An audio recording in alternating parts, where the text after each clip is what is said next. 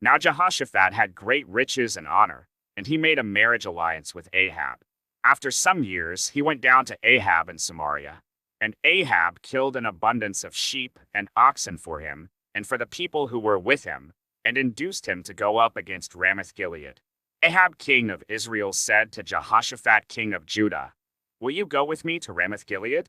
He answered him, "I am as you are, my people as your people. We will be with you in the war." And Jehoshaphat said to the king of Israel, "Inquire first for the word of the Lord." Then the king of Israel gathered the prophets together, 400 men, and said to them, "Shall we go to battle against Ramoth-Gilead, or shall I refrain?" And they said, "Go up, for God will give it into the hand of the king." But Jehoshaphat said, "Is there not here another prophet of the Lord of whom we may inquire?" And the king of Israel said to Jehoshaphat, "There is yet one man by whom we may inquire of the Lord, Micaiah the son of Imlah. But I hate him, for he never prophesies good concerning me, but always evil." And Jehoshaphat said, "Let not the king say so." Then the king of Israel summoned an officer and said, "Bring quickly Micaiah the son of Imlah." Now the king of Israel and Jehoshaphat the king of Judah were sitting on their thrones, arrayed in their robes. And they were sitting at the threshing floor at the entrance of the gate of Samaria, and all the prophets were prophesying before them. And Zedekiah the son of Chenaanah made for himself horns of iron and said, "Thus says the Lord, with these you shall push the Syrians until they are destroyed."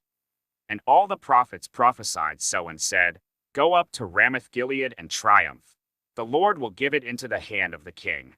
And the messenger who went to summon Micaiah said to him, "Behold, the words of the prophets with one accord are favorable to the king. Let your word be like the word of one of them, and speak favorably." But Micaiah said, "As the Lord lives, what my God says, that I will speak." And when he had come to the king said to him, "Micaiah, shall we go to Ramoth-Gilead to battle, or shall I refrain?" And he answered, "Go up and triumph. They will be given into your hand." But the king said to him, "How many times shall I make you swear that you speak to me nothing but the truth in the name of the Lord?" And he said, "I saw all Israel scattered on the mountains, as sheep that have no shepherd. And the Lord said, These have no master. Let each return to his home in peace." And the king of Israel said to Jehoshaphat, "Did I not tell you that he would not prophesy good concerning me, but evil?" And Micaiah said, "Therefore hear the word of the Lord. I saw the Lord sitting on his throne, and all the host of heaven standing on his right hand and on his left. And the Lord said, Who will entice Ahab the king of Israel, that he may go up and fall at Ramoth-Gilead?" And one said one thing, and another said another.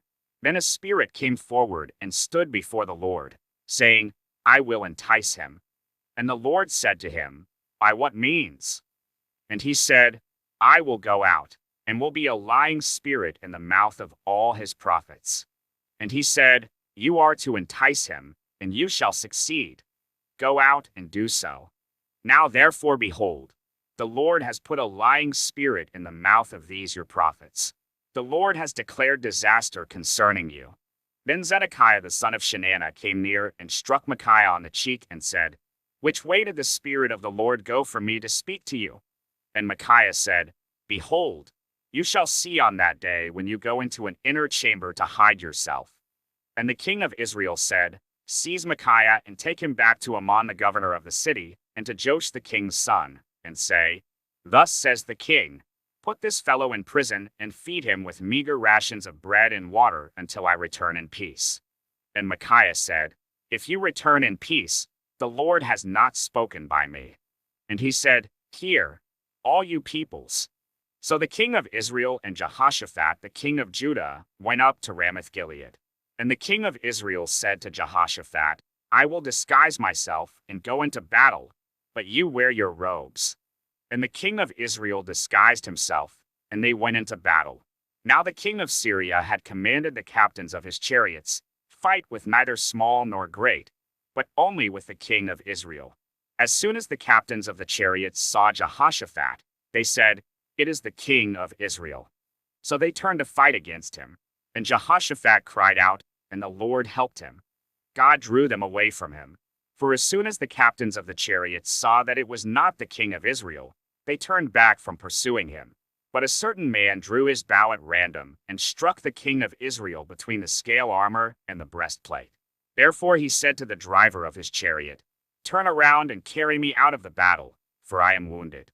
And the battle continued that day, and the king of Israel was propped up in his chariot facing the Syrians until evening. Then at sunset he died.